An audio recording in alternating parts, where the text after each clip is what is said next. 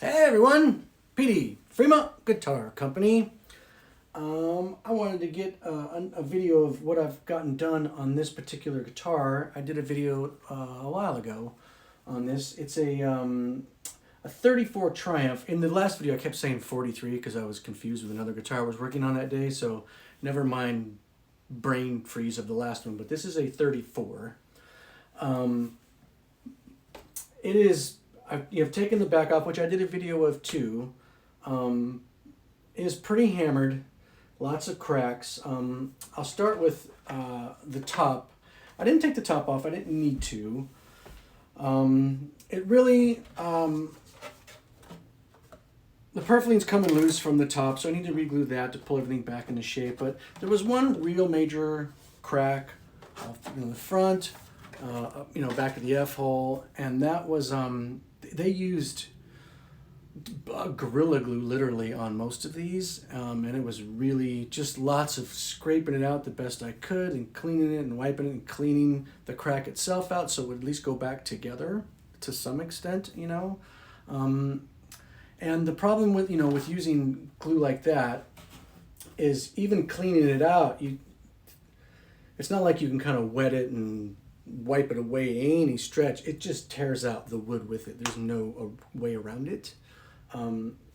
As far as when it's on the bare wood. Sometimes when it sits over the finish, if it's spread out, you can kind of peel that back a little. I mean, it's not pretty when it's over, but it doesn't tear whole chunks of wood. But these were, fairly large cracks, and it was in there, and it just pulled, some of the grain out. There was no way around it. So like this, I cleaned the best I could, and I literally shaped a piece of spruce to fit in there, and then sanded it down as best as I could level, and it's not bad. It's a little hoopty, but also too, and I'll explain this with the back as well, is these were fixed quite a while ago, obviously. And what happened is, they fixed with that glue and they were done so poorly and so uneven that the wood literally took on a new shape of however they fixed it. So like getting these back, the cracks to meet again and to be level surfaces was almost impossible because the wood had now been sitting in a new way for so long that that's just now the shape of the wood. So it was not easy getting that, but this one's pretty good. And once I kind of do a little finished fix, it's going to hide it the best I can. You're never going to not notice it because that piece goes all the way through pretty much. I had to just kind of piece it in and sand it down and do what I could, and then I put a few cleats on the inside to hold it in place while I did that. It had cleats around the F holes, but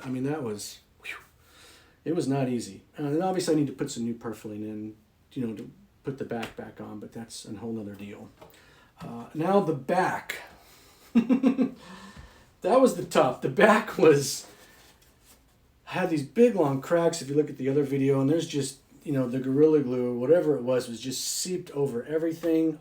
It was so hard, and literally all these were now reshaped into something else, shrunk up and reshaped. So cleaning them was really not the big a deal, but there's wood literally missing and doesn't line up. It was really hard to get these back into place.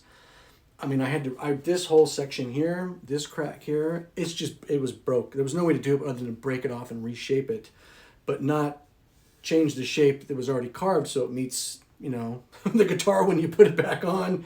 Whew.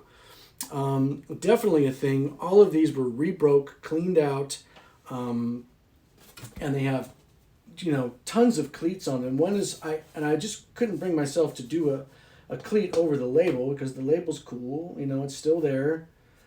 It's got a crack, but it's all there, easy to read, so I was not going to put a cleat over that. So it might be a little weak in that spot. I'm not terribly concerned with it.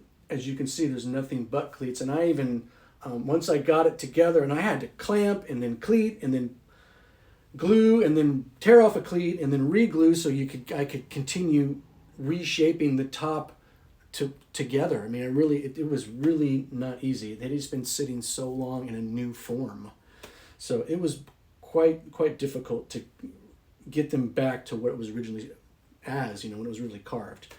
And then of course I put my cleats on there a little thicker to hold, but once it dried and I got it all into place, I'm just a big believer in thinning the cleats out as much as I can, just because I don't want to add any more structure or heft to the wood. I still want it to be as resonant as possible, you know. So these have all been sanded down and chiseled down much thinner, and they're all, you know, it's maple back, so I used maple pieces, and so it's not a different wood. I just didn't want to add any more mass to it than I absolutely had to.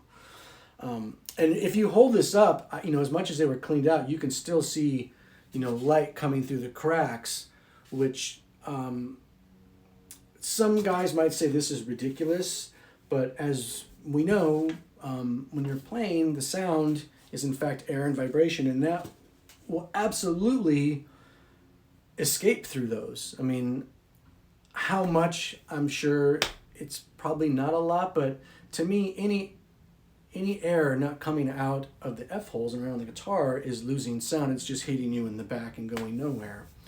So I will probably do thin channels on this, and then do the same thing I did at the top, and I literally carve tiny little thin pieces and fill that gap, and then sand it down so it's now a solid top all the way through. There's no holes in it, no air and sound and vibration or not say vibration, but the air is not escaping, which is in fact part of the resonation of the guitar out the front when you're hearing it.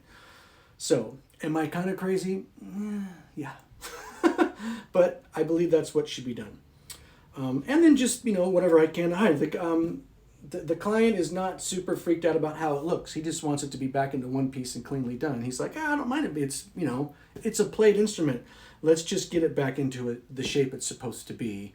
If the finish is what it is, you're never going to make it perfect again without a complete restoration. And he's not into that, and neither am I, to be honest with you. Like, I'll do my best to make it look nice, but hey, look, this has a ton of history. Awesome.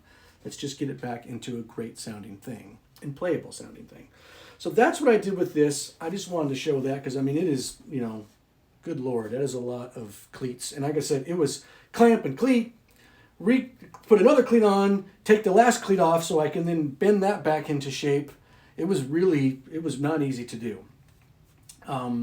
It was more difficult than I thought it was going to be, just simply because of that fact that that the wood literally reshaped itself, because it was so glued so uneven and so crazy, which was, I understood whoever was, you know, did originally. They were just like, put some glue, it's kind of stable, get back to playing it. Like, great.